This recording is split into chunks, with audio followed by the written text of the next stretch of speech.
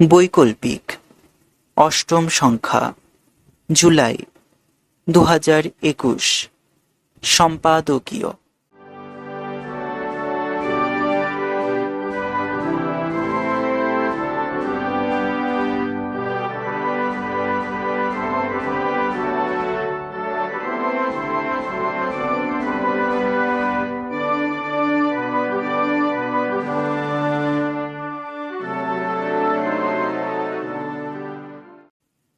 Corona টিকাকরণ নীতিবদল স্বাগত, কিন্তু চাই আরও গণতান্ত্রিক ও বৈজ্ঞানিক দৃষ্টিভঙ্গি।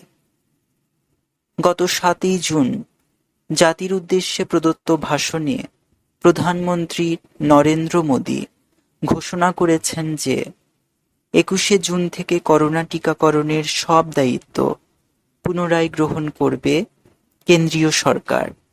এই সিদ্ধান্তের সপক্ষে বলতে গিয়ে প্রধানমন্ত্রী বলেন যে অধিকাংশ রাজ্য সরকারের দাবি মেনে নিয়েই দেশের সরকার এই সিদ্ধান্ত নিয়েছেন।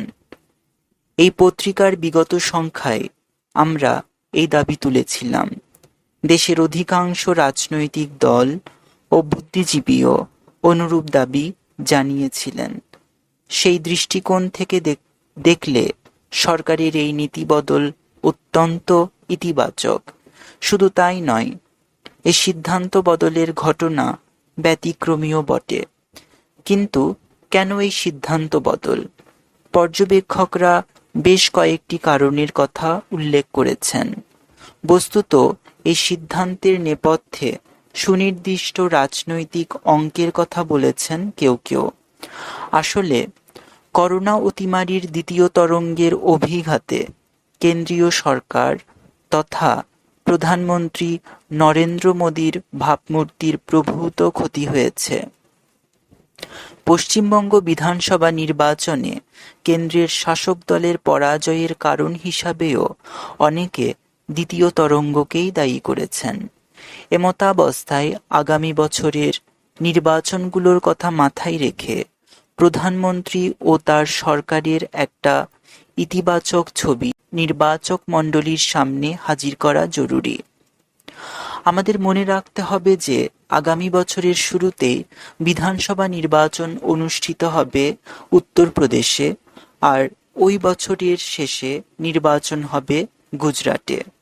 তাছাড়া দেশের সবকটা বড় শহরে অক্সিজেনের অভাবে নাজেহাল করোনা রোগী ও তাদের পরিজনদের দুর্দশার ছবি সমাজ মাধ্যমে অক্সিজেন চেয়ে দেশের বড় বড় হাসপাতাল কর্তৃপক্ষের কাতর আবেদন, গঙ্গায় ভাসতে থাকা অসংখ্য বেওয়ারিশ মৃতদেহের মর্মন্তুদ ছবি আন্তর্জাতিক সংবাদ মাধ্যমে বেআব্রু করে দিয়েছে অতিমারি নিয়ন্ত্রণে কেন্দ্রীয় সরকারের সার্বিক ব্যর্থতা। শুধু তাই নয়, টিকাকরণের ক্ষেত্রেও অর্থবহ উদ্যোগের অভাবের দিকটাও স্পষ্ট হয়ে ধরা দিয়েছে দেশবাসীর কাছে। এমতাবস্থায় টিকাকরণের ভার পুনরায় নিজেদের হাতে তুলে নিয়ে প্রধানমন্ত্রী হারানো ভাবমূর্তি পুনরুদ্ধারের চেষ্টা করলেন বলে মনে করছেন অনেকে। অনেকে আবার এও মনে করছেন যে সুপ্রিম কোর্টে টিকাকরণের নীতি বিষয়ে সুস্পষ্ট জবাবদিহি এড়ানোর জন্যই এই সিদ্ধান্ত। প্রধানমন্ত্রীর গুণমুগ্ধদের অনেকে এই প্রশ্ন তুলতেই পারেন যে, কারণ যাই হোক, সিদ্ধান্তটি যখন অতিমারি নিয়ন্ত্রণে কার্যকরী এবং অনিবার্য, তখন এই বিতর্কের প্রয়োজন কি?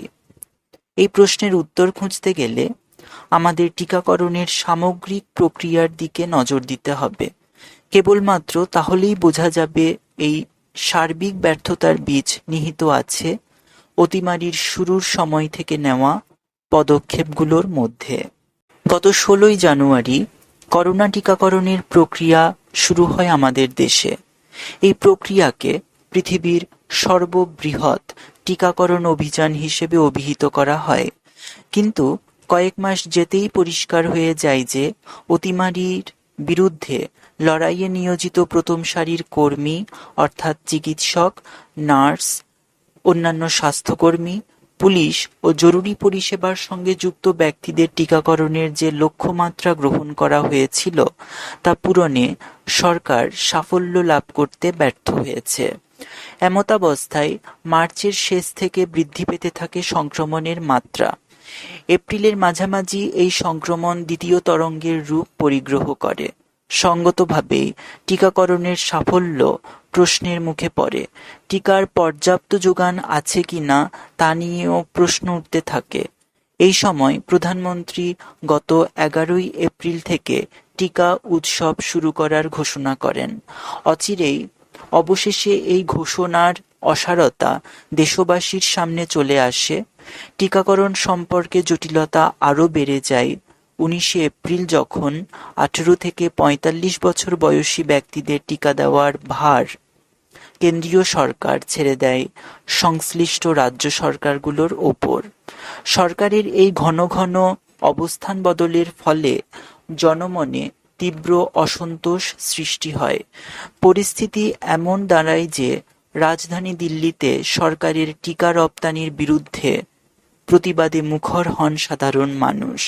প্রাক্তন প্রধানমন্ত্রী ডক্টর মনমোহন সিং সুচারুরূপে টিকাকরণের প্রক্রিয়াটি পরিচালনা করবার জন্য কিছু সুনির্দিষ্ট পরিকল্পনা পরামর্শ দিয়ে একটি চিঠি লেখেন। বেশ কয়েকটি রাজ্যের মুখ্যমন্ত্রীও একই পথ অবলম্বন করেন।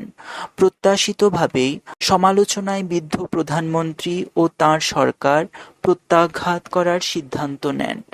টিকা রপ্তানির পদক্ষেপের সমালোচনা করে পোস্টার লাগানোর অভিযোগে দিল্লি পুলিশ বেশ কিছু সাধারণ মানুষকে গ্রেপ্তার করেন। তাদের বিরুদ্ধে কঠোর অভিযোগ আনা হয়।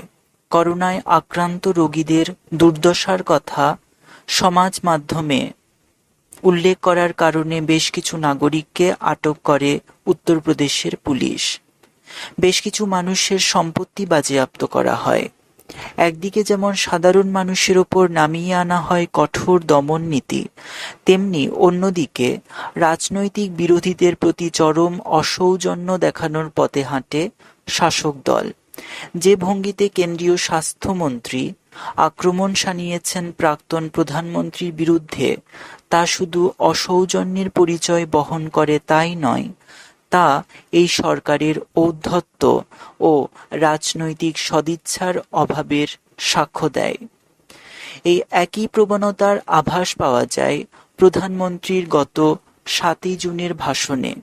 টিকাকরণের ভার নিজের সরকারের হাতে তুলে নেওয়ার সপক্ষে যুক্তি সাজাতে গিয়ে তিনি আকারী ইঙ্গিতে এই বিষয়ে রাজ্য সরকারগুলোর ব্যর্থতার দিকেই অঙ্গুলি নির্দেশ করেন। তিনি কেবল এখানেই থেমে থাকেননি, পোলিও টিকাকরণের সঙ্গে বর্তমান টিকাকরণের তুলনা টেনে পোলিও নিরাময়ের ক্ষেত্রে আমাদের দেশের ঈর্ষণীয় সাফল্যকেও ছোট করে দেখানোর চেষ্টা করেছেন। প্রধানমন্ত্রীর এই প্রচেষ্টা কোনো বিচ্ছিন্ন ঘটনা নয়, বরং করোনা অতিমারির দ্বিতীয় তরঙ্গ শুরুর সময় থেকেই সরকারের সামগ্রিক ব্যর্থতাকে ঢাকা দেওয়ার কৌশল হিসেবে এই যুক্তি নির্মাণ করে আসছে শাসক দলের প্রবল পরাক্রমশালী আইটি সেল।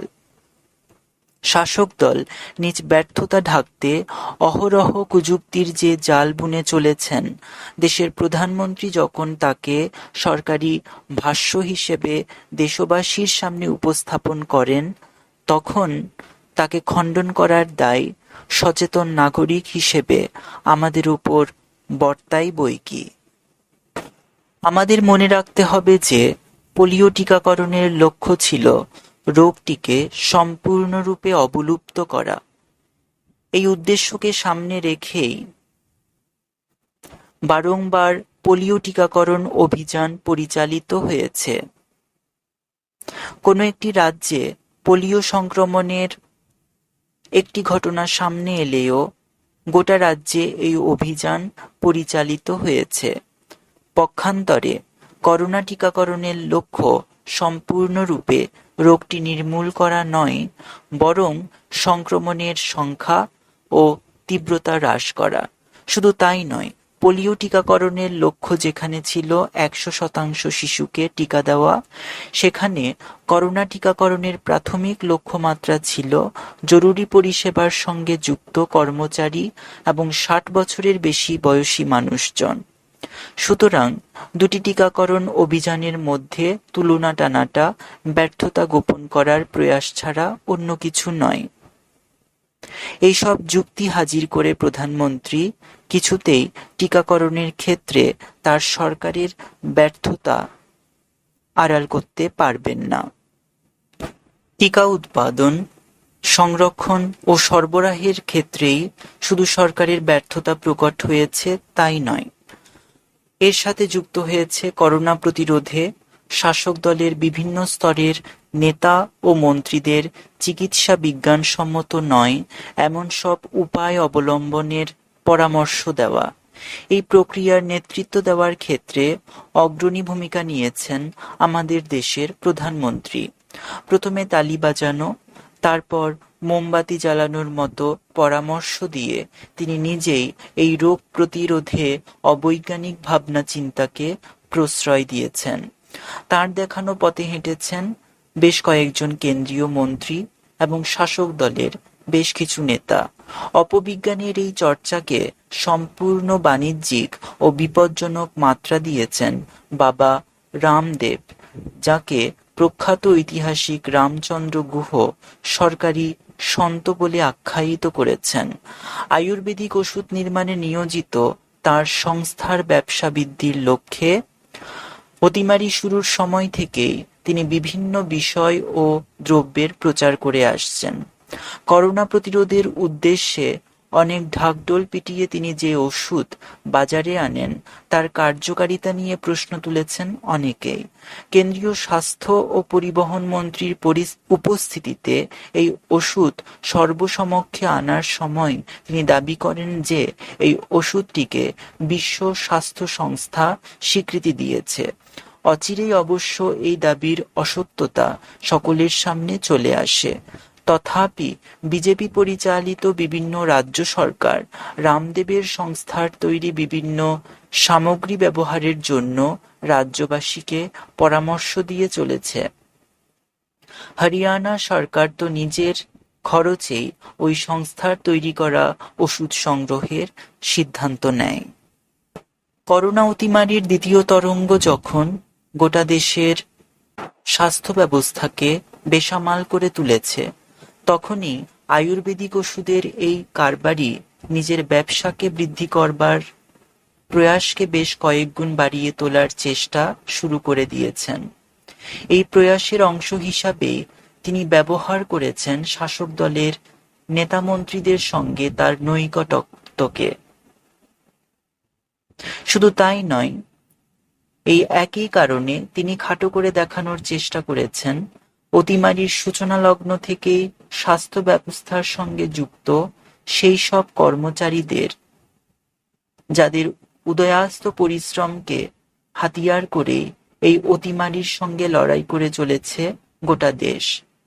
চিকিৎসকদের সম্বন্ধে কুরুচিকর মন্তব্য করা, অ্যালোপ্যাথিক চিকিৎসাবিদ্যাকে স্টুপিড সায়েন্স বলে আখ্যায়িত করা, এমনকি চিকিৎসকদের মৃত্যু সম্পর্কে ভ্রান্ত তথ্য পরিবেশন করা, এসবেরই মূল উদ্দেশ্য হল নিজ সংস্থার মুনাফা বৃদ্ধি সুনিশ্চিত করা।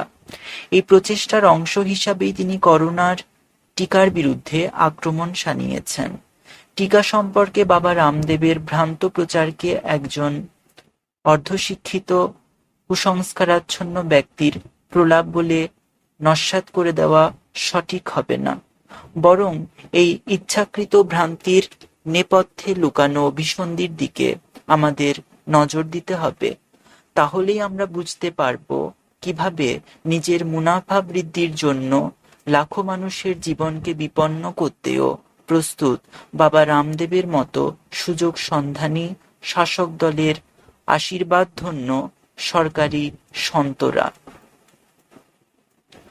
করোনার টিকার বিরুদ্ধে এই অপপ্রচার যে কেবল আমাদের দেশেই প্রকট তা নয়, বরং পৃথিবীর বহু দেশেই এই প্রবণতা লক্ষ্য করা যাচ্ছে। এ বিষয়ে বিভিন্ন ষড়যন্ত্র তত্ত্ব ঘুরপাক খাচ্ছে সমাজ মাধ্যমে। এই অপপ্রচারের বিরুদ্ধে নিরন্তর সচেতনতামূলক প্রচার চালিয়ে যেতে হবে। এই বিষয়ে অগ্রণী ভূমিকা পালন করতে হবে দেশের সরকারকে। কিন্তু পরিতাপের বিষয় হলেও এটা সত্যি যে অন্যান্য উন্নত দেশের সরকার যেভাবে টিকাকরণকে উৎসাহিত করার চেষ্টা করছে, আমাদের দেশে তার ছিটেফোঁটাও দেখা যাচ্ছে না। এর ফলে দেশের বিভিন্ন প্রান্ত থেকে স্বাস্থ্যকর্মীদের হেনস্থার শিকার হবার খবর পাওয়া যাচ্ছে। টিকা সম্পর্কে বাবা রামদেবের দায়িত্ব জ্ঞানহীন মন্তব্যগুলোও হয়তো মানুষকে বিপদগামী করতে সহায়তা করছে। অন্য অনেক দেশের মতো আমাদের দেশেও এই ধরনের অপপ্রচারকে কঠোর হাতে দমন করতে হবে। মহামারী নিয়ন্ত্রণ আইনের ধারাগুলোকে বলবৎ করতে হবে। অন্যদিকে অতিমারি সম্বন্ধে দেশের মানুষের কাছে পৌঁছে দিতে হবে সত্য এবং বস্তুনিষ্ঠ তথ্য। সংবেদনশীলতার সঙ্গে শুনতে হবে দেশের মানুষের অভাব অভিযোগের কথা। কেবলমাত্র তাহলেই প্রতিরোধ করা সম্ভব হবে অতিমারির আগামী তরঙ্গগুলো। আপাতত আসুন সকলে টিকাকরণ কর্মসূচিতে অংশগ্রহণ করি। আমাদের রাজ্যের প্রতিবন্ধকতাযুক্ত ব্যক্তিরা যেন তাদের বাসস্থানের নিকটবর্তী কেন্দ্র থেকে করোনার টিকা পেতে পারেন, রাজ্য সরকারকে সেই বিষয়টি সুনিশ্চিত করার আহ্বান জানাই। আশা করি এই বিষয়ে রাজ্য সরকার বিগত 27শে মে কেন্দ্রের জারি করা দিক নির্দেশনাকে পর্যাপ্ত গুরুত্ব দেবেন।